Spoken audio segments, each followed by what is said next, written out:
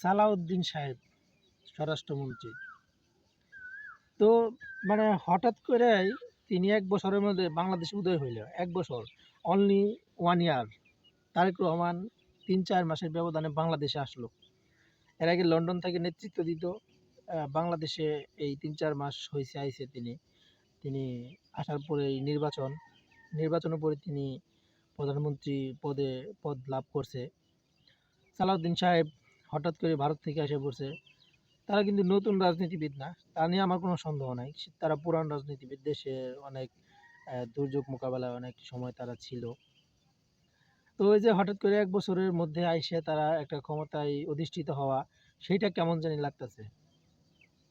মির্জা আব্বাস সাহেব ইতিমধ্যে অসুস্থ, যেটা জানতে পারছি। সে সিঙ্গাপুরে ট্রিটমেন্ট চলার জন্য নিয়ে যাওয়া হয়েছে। আর শুভকামনা, তার জন্য দোয়া রাখি যে আল্লাহ তাআলা তাকে যেন দ্রুত সময়ের ভিতরেই সুস্থতা দান করেন।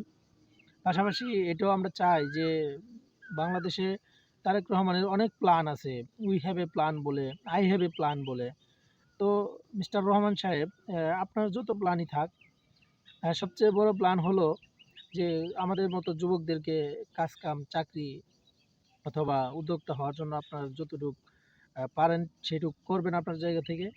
তো আপনি অনলাইন বিজনেস, পাশাপাশি আমি ছাত্রদলের একটা মিটিংয়ে ছিলাম শাহবাগে। সেইখানে আমি কিন্তু ছাত্রদল করি না, আমি ব্যক্তিগতভাবে বিএনপি করি না। সেক্ষেত্রে হলো যে উনি যে প্ল্যান দিছে বিদেশি ভাষা শিখতে হবে।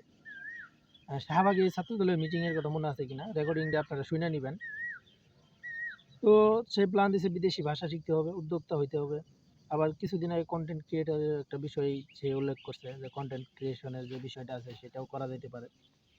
তো নানাবিধ মিলে আমার মনে হলো যে উনি পরিপূর্ণ প্ল্যানটা এখনো কইরা সারে নাই। এখনো তার পরিপূর্ণ প্ল্যানও নাই। এরে আমাদের মতো যুবক যারা আছে বাংলাদেশে মিনিমাম ২ থেকে ৪ কোটির মতো বেকার।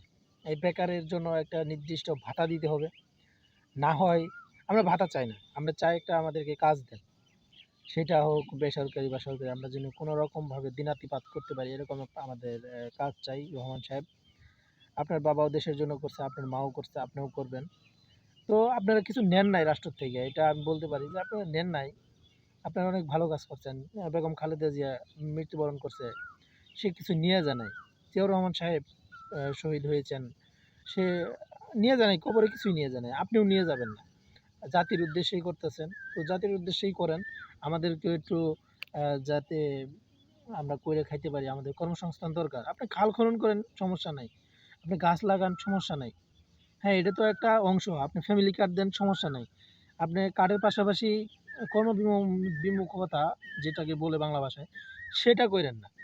অনেকে এই কার্ডের লোভে কাজ করছে, সে এখন আর কাজ করে না। আগে দেখা যেত মাসে, সপ্তাহে সে একটা নির্দিষ্ট সময় কাজ করত।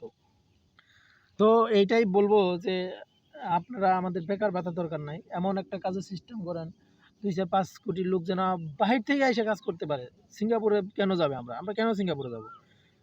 কেন আমরা জাপানের মতো দেশে যাব? আমরাই তো আমাদের দেশটাকে গড়ে তুলতে পারি। সঠিক প্ল্যান আমাদেরকে দেন না। আপনি একটা প্ল্যান করেন। বিদেশি বিনিয়োগকারীদের ডাকেন, তাদেরকে বিনিয়োগ নেন, তাদের ইন্ডাস্ট্রি করান, কলকারখানা করান, সব কিছুই করান। সম্ভব তো। আপনি সরকারে আছেন, পাওয়ারে আছেন, আপনার তো করা সম্ভব সবই। সময় নেন, আপনি ধীরে স্থিরে করেন, সব কিছুই করেন।